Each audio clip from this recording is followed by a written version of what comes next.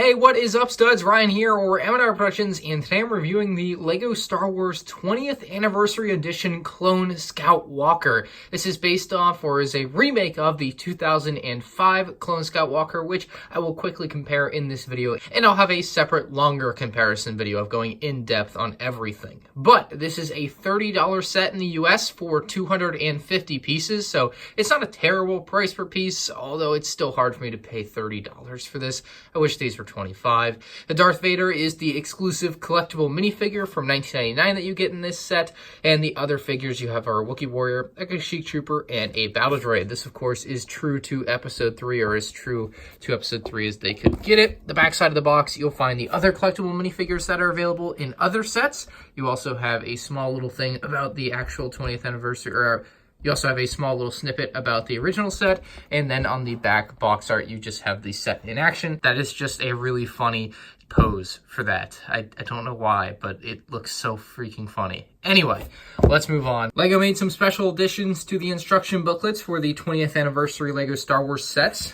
Opening the page, you'll find the little intro, which is in all the books, blank page first, and then you actually find some info about the set, the original set, and the newer version of the set from 2019. So you get a little back and forth there. And then there is even a little bit more about the Battle of Kashyyyk here with some actual shots from the movie. So pretty cool for the instruction book to add all that stuff. Other than that, it's a pretty normal LEGO instruction booklet until you get to the back. You'll see the new promo stuff there for some of the new set minifigures and the new action battle attack sets, or however they call them. But that is the instruction manual. As I mentioned, the 20th anniversary minifigure for this set is Darth Vader, and some people have been asking me, is the lightsaber hilt chrome? No, it's the newer lightsaber hilt. They didn't change it back to the old chrome, so we don't get the new, or old lightsaber hilt rather, which is fine. I didn't expect that. The one thing that I found to be weird is that they made this new cape material that is close to what they used to have, but it's not the same. It feels like a little bit thinner. It just has a weird look to it. I don't know why they made a new cape. They could have just kept using the new capes. I don't know. This is a weird material. I don't know how to explain it. It's a little bit tougher than the soft capes that we have, but it's not quite as like thick as the old capes that we had. It's definitely something that you have to feel for yourself. It's definitely a very tactile thing. The plate says LEGO Star Wars 20th Anniversary, 1999-2019, and then Darth Vader. And then, of course, the Darth Vader torso print is as basic as it gets with the original 1999 print there. You have the face underneath the helmet, which looks very, very scary. And then if we take his cape and flip it up, you'll see on the back side that he does have the 20 years of Star Wars printed onto the back, which will help you differentiate this figure if you were to get him mixed in with the old version. Now, the cool thing about the stands is that they do connect up. So if you notice that piece sticking out, well, that's because you can actually take that and connect it to another stand here. We have Han Solo from the Imperial Dropship set, and you can actually just connect them up underneath like that. And now you have two stands together, and eventually you get all the stands and connect them all together. If you only have two, you can take off that, and there you go. It's a great way to display the figures. The first minifigure from this set is the Kashyyyk Trooper. I believe this has the updated 2019 print. It's just a little bit different than what we've had in the past, I believe. It does look pretty sleek, of course. I love what they did with the helmet mold back in 2014. They, of course, carry that over. There's a little bit of a space there, which is unfortunate. You can see between the prints on the torso and the waist, which, yeah, just kind of sucks, but it is what it is. The back print is nice, and underneath you'll find the angry clone face, which is just an absolute staple in most like Star Wars sets nowadays, but not a bad figure. No Kashyyyk set is complete without a Wookiee, and this is a pretty dang good looking one. It's in a very nice dark brown. Just looks very clean and chocolatey. I could see myself eating this. He has some nice prints. Of course, you can see his teeth, his nose, eyes complete with pupils. Like, LEGO really does a good job on these Wookiees nowadays. Underneath, you won't find anything special on the torso, but that's the Wookie Warrior figure. The final figure is a regular old Battle Droid, which is good and bad. Like, it's nice to get another Battle Droid, I guess, if you don't already have a bunch. But the big thing that's bad about this figure for me is just that it's not the Kashyyyk Battle Droid. Back in January of 2019, they released a droid gunship and the AT-AP for 2019, and both of those sets came with a new Kashyyyk version of the Battle Droid. And this set obviously takes place on Kashyyyk. We mentioned that a little while ago when I was looking at the instructions, and they didn't include the Kashyyyk Battle Droid. It would have been nice for a little bit of continuity between waves of sets for LEGO Star Wars for them to have included a Kashyyyk Battle Droid. That just disappoints me a little bit that it's not in this set.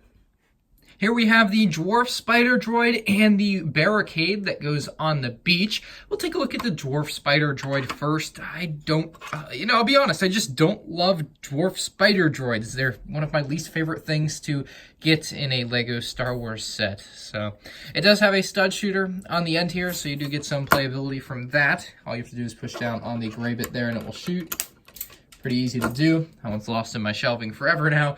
But the one good thing about this is it does have the clear piece underneath, so that keeps it stable and gives it a steady thing to kind of sit on. So you can get the legs all in place, spins around. You can do that, I guess. You have this little sword piece on top, antenna that will also move if you want it to, although I just prefer to leave it straight up. But yeah, I don't love the dwarf Spider Droids. This is, not a fan. The thing that does add value to this set for me, though, is this little barricade. Dang, this is a nice little barrel. It's a very simple build, but they were able to make it work so cleanly. You have the weapon up here, which is a long Lego rifle, just a standard long rifle. And then it actually has a little bit of shielding on either side of it, which makes it look like a much more complete build, in my opinion. The Wookiee can man the turret, and you can have him shoot it around. Obviously, it's not a very big build, but it's still super nice. It's the first time Lego's ever made one of these for a Star Wars set. Never seen a beach barricade like this, so it's a little bit short. It's a little bit small, but I still think it's a fun and unique build to have in this set. And at last, here is our ATRT or Clone Scout Walker. Obviously, this is a lot larger than it's supposed to be if you're looking for minifigure scale. These things are actually like, I don't know, this tall in universe. Like, they're not very big, but Lego scales them up a lot to be able to add in some playability and get the detail in there that really needs to be there, in my opinion. Plus, if you're selling something this small for $30, there would be something wrong with that. So they do make them a little bit oversized, and some people have problems with that. I am not one of those people. I actually like the size of them like this. I really do. There are antennae that go pretty high on there. They're actually on a pretty nice system there, so they're not just going to snap off. They actually have a little give to them, unlike in previous years, or more importantly, the 501st ATRT, which would always just snap off on me. So this is a nice improvement in that aspect, and we'll take a look at that, these side by side in a minute. You do have a spot for your Clone Scout Walker pilot, aka the Kashyyyk Trooper, to drop on in there. This, much like the Imperial dropship, uses the grill and studs mechanism or design to allow you to place your Scout driver on there. Man, I'm going to call them a million different names today, aren't I? And I say this all the time, but I love it when they do that because it makes it very easy to actually remove the figure without the legs getting stuck there. It's just a nice quality of life thing. You can have them lean back if you want to a little bit, but that is where the driver goes. There's some nice stickers up there for detailing. Obviously, new sticker designs from old sets are different, at least than the print on the older set, which is not quite as good looking as this sticker, in my opinion. You have these nice brick-built side panels here. This actually should be down a little bit further, and it looks pretty dang clean. They really do a good job of making the gaps as small as possible. There is the main weapon on the ATRT, which is basically just a long rifle or a long cannon there in the front. And then you obviously have another stud shooter underneath, which is inverted, which is unique. I don't know how often I've seen inverted stud shooters on Lego sets, but like normal, you just shoot it off pretty simply. It's a stud shooter. You guys know how those work. We just showed one on the homing Spider Droid.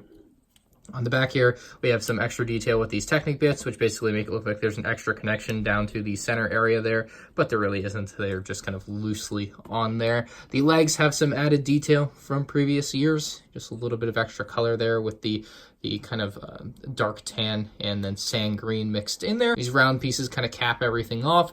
Down looking at the feet, more sand green and tan, and just the same general design as what we've had in previous years. Everything on here is posable. You can just move it all back and forth. They have nice posable connections, so you can get it really going in whatever angle you want, but this is obviously the display angle, or at least the one that they display it with. Anyway, there isn't much else really to the design of this thing, just kind of added detail versus old versions. I'll quickly compare this to the old versions because I'm sure you guys do want to see that, but I will be doing a full-fledged comparison video at some point in the future. So on the left here, we have the 1999 version.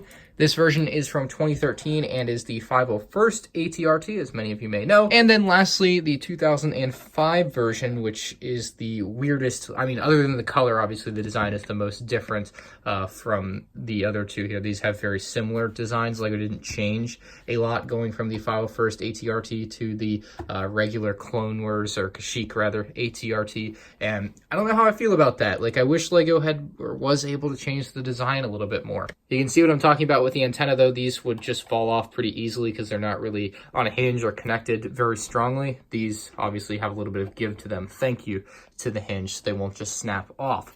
I think the more important comparison here, though, is to the original version from 2005. You can see the design has changed a lot in the 14 years since the one on the right was released. Looks like I have an old gray piece on there. I should swap that out. But at least looking at these two, it's very different, and that's nice. Obviously, it's not so different from the 501st version. But if you're looking at the original version with the same color scheming, or close to it, because they were using a different green, I think you can see some major, major improvements. My final verdict on this set, I'm going to give it a 7.5 out of 10. $30 is pretty pricey.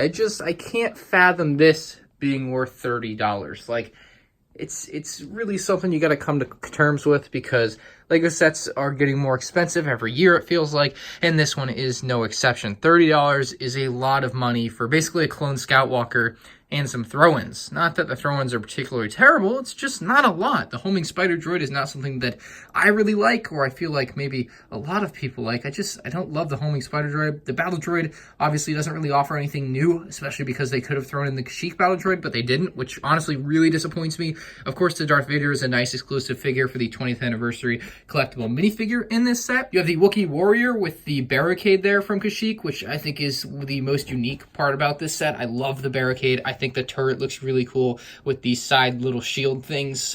I know it's such a simple build, but there's something about it. Like, LEGO's just never done it before, so I like it. I think that might be why. Of course, the clone Scout Walker, the design is nice. Like, it looks really nice in these colors, but obviously it takes a lot of design cues from the previous version, which I guess could be a knock on it, although I don't understand how you could change the design every time. Like, it does make sense that you're going to have some leftover or carryover design, which is just fine by me. I like the improvements they made to the antennas so that they don't just snap off. Of course, the front facade looks pretty nice with these new sticker designs. This looks pretty nice, doesn't snap off or do anything crazy. It does rotate, I did forget to mention that. It's a pretty stiff rotation, but it can rotate left and right, so not too bad there. But the one problem I have is while the legs are posable, you can't like use that posability. So like if I move it back one, like that's not gonna work. So it kinda doesn't work as well as you might think. So that's one problem, or another problem with this set. But again, 30 bucks for that just doesn't feel like it's gonna be worth it. I'm curious what you guys think about this set. Let me know down in the comments section below. Anyway, that's all I have for you guys in this one. Leave a like if you guys enjoyed the video. Subscribe to the channel if you're new here, and check out my other LEGO Star Wars 20th Anniversary and April 2019 set reviews. I got quite a few of these sets in, and we'll be getting the rest of them as soon as I can. So thank you all for watching, and I'll see you guys in the next one. Peace out.